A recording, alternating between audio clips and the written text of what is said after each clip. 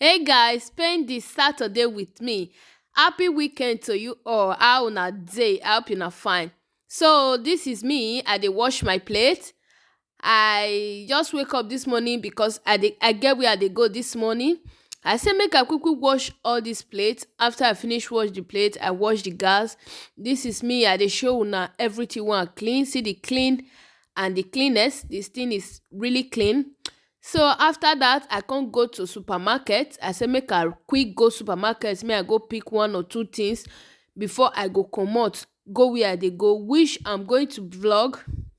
That vlog go still come up after this video one I dey watch so now, okay? So now make me quickly do this video, make I for comot am for my phone, then delete am, or make I for vlog another video. So I come run come supermarket, I come pick one or two things. This one na the children side. I just dey show una side. I just dey try to see whether I see anything for my boy. So me now, I come the part of groundnut oil. Hey my people, groundnut oil dey cost for here.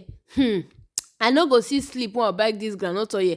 Now see this groundnut oil so, because this one na their product na 10 euro something, then the other side of groundnut oil, that one na 15 euro something. Meanwhile, supermarket wey close to me na 8.99 € for this big groundnut oil so. MD wey just close to my house. I just say make I do tafia go this place because I wan go buy muti. MD wey close to my house, dem no dey sell muti, so I dey like muti for stew. E dey red well well, na muti now I dey use. Una go see the tomatoes wey I dey talk about. So I come Pampers side. You know, as a mother, you no fit go supermarket, you no use am pick. You must use am pick one Pampers. If you don already get small pikin, you no fit go supermarket say you no go side when dem dey sell Pampers. You no fit. If you even go supermarket say you no go that side, even if you get Pampers for house, your body must issue to carry one. So na so I come reach the muti side.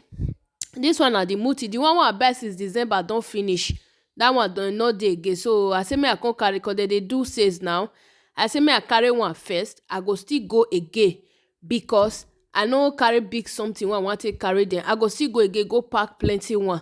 Na so I dey do am. I dey buy am for house. Alright guys, thank you all so much. Please follow my video, share this video, like and subscribe, okay? If you watch it from YouTube, please subscribe and share. If you watch it for Facebook, follow and share, okay? So na here I waka reach for today when be Saturday. Make una use this one hold body first before another vlog go come out later in the day or tomorrow. Bye.